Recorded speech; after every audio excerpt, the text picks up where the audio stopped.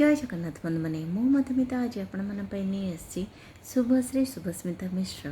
उर्फ सेली लिखि एक चिठी तेरे आसतु शुणी सेली लिखि ये चिठीटी। प्रिय काउल कथा थिला एथर तुमर फेरबार बेला हेले हेले कौन ये दूरता जे धीरे धीरे बढ़ी चलची जो चिठी मानकर भाग्य निर्धारण करिबार भार तुम उपर छाड़ी आज लगुच से चिठी सब अनंत काल जाए एमती असहाय रही तुम्हें फेरी आसब नहीं आदिगंत आकाशर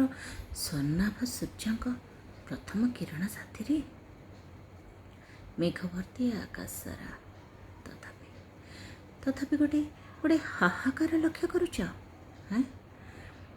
देखुच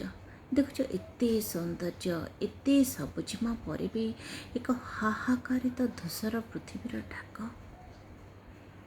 रूपागुंड बिंछी पड़े रातिर देहरे तथापि नैराश्यर एक अवदमित कोह ये सब अपूर्णतार कथा नुहे केवल अपूर्णतार कथा नुहे एमती आम प्रेम केबे पूर्णतार आकांक्षा रखिथिला जे ए जो अवदमित कोह कथा कहूची ताहा तुम वैराग्यर थरे कही तुम प्रेम वैराग्य बेले बेले एका परि लगे आज किंतु तुम निस्पृह निष्ठुर वैराग्य भारी कष्ट देउची तुम आखिर जो प्रेम दिसे ना सेठी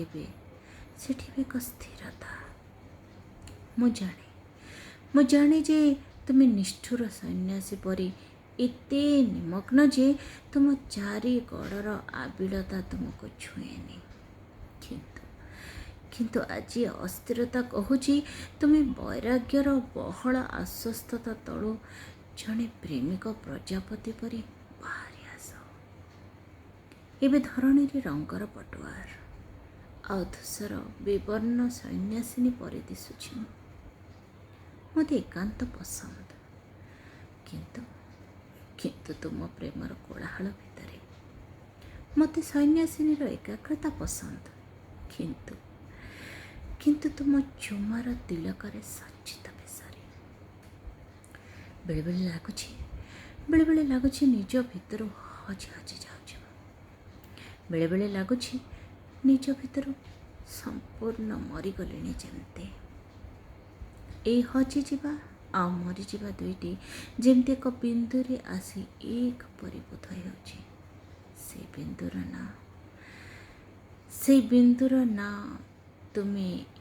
एठी कोठी भी नहीं मुझे अशांत अनाग्रह अविरक्त भी तुम्हें फेरबार कथा कौन सतरे आश्वासन भाव केवल देथिला ना ये सब भ्रम तेबे से दिन संध्यारे तुम कथा कहवाटा भी कौन एक स्वप्न कि जे मैं तुमको भल पाए मु अभियोग करछि तेबे प्रेम रे शर्त रखु नथिबा झीलटा आज अनुयोग करुछि आश्चर्य मु जाने तुम्हें ए चिठीटी केबे भी पढ़िब नहीं तुम्हें खूब व्यस्त कर्म रे कर्तव्य रे आ मो कथा देइथिली केबे तुमको किछि मागिबे नहीं आज भी तुमको थरे देखा खूब इच्छा अच्छे कहवा आगर मो शब्द मान पछक फेर नौ ये अभिमान भी कौन सी दाय नहीं केबे नथिला तुम्हें खूब जल्दी शोपड़ आ रात्रि चर एक कथा समस्ते जानते एबे भी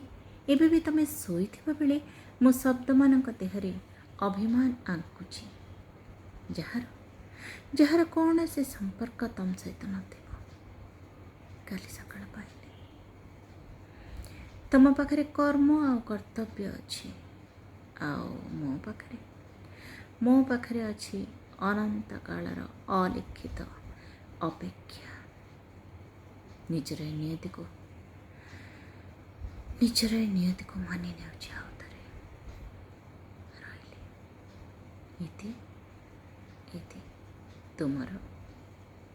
ମୁଁ। ତେବେ ଶୁଭଶ୍ରୀ ଶୁଭସ୍ମିତା ମିଶ୍ର ଲିଖିଥିବା ଏହି ଚିଠିଟି ଆପଣମାନଙ୍କ ହୃଦୟକୁ କେତେ ଦୂର ସ୍ପର୍ଶ କରିପାରିଛି ନିଜ ମତାମତ ଦେଇ ଅବଶ୍ୟ ଜଣାଇବେ। ଅପେକ୍ଷା ରହିଲା। ଜୟ ଜଗନ୍ନାଥ। ଧନ୍ୟବାଦ।